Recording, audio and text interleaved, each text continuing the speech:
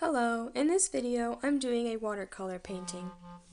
I don't do watercolor painting or really any painting very often, but a few days ago I did this painting with watercolors and I had so much fun with it, and I'm really happy with how it turned out.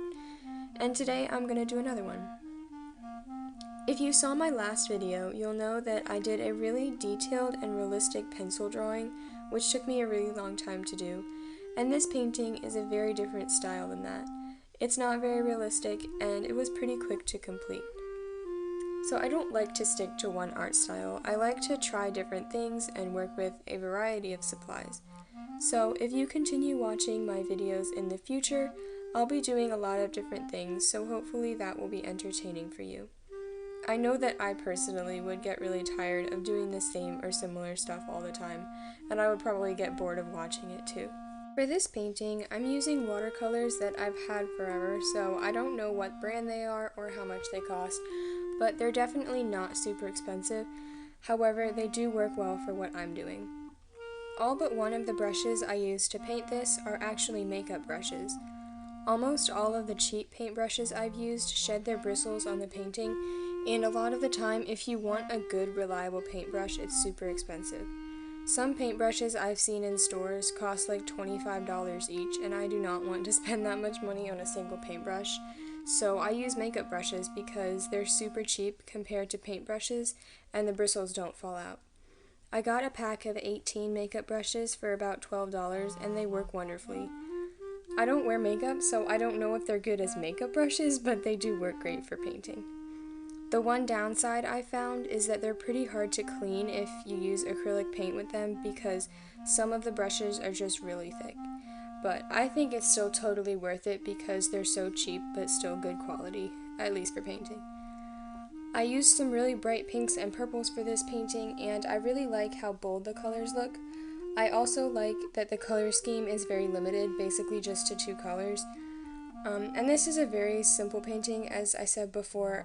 It didn't take me very long to do it all, just over an hour, but I did enjoy it quite a bit. I didn't have a super specific plan when I started painting this. I had my idea sketched out in my sketchbook, but I just kind of figured things out as I went. With the sky, I just worked with trying to balance the colors while also trying to make sure that it was different from the water. In order to do this, I basically just made the sky more smoothly blended, and I differentiated the water from the sky by making the sky mostly pink as it approached the water, and then I put a sharp dark purple line to distinctly show where the sky ended and the water started. I didn't use any references for this painting, so it was kind of hard to get the tree and the reflection of the moon to look exactly right. I wasn't going for anything super realistic though, so I think it still looks okay even though the tree and the reflection aren't super true to life. I'm very happy with the water because it's obvious that it's water even though it's not blue.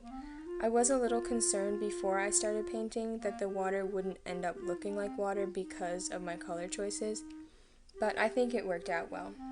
I also really like the contrast of the silhouette in the foreground. I just think it looks really cool against the pink and purple of the rest of the picture. So here at the end, I just went back to touch up the edges of the moon with a white gel pen just to clean it up and make it really crisp against the sky. And then I'm peeling off the tape, which I put down to keep the paper from warping and bending too much from the water, and also just because I like the white border around the painting, and it's also just really satisfying to remove the tape when you're done. So here's the finished painting. Unfortunately the photo came out really dull here and I don't know how to fix that.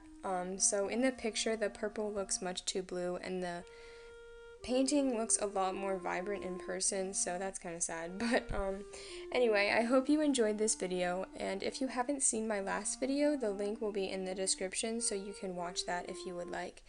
Thank you so much for watching, and I hope you have a wonderful day.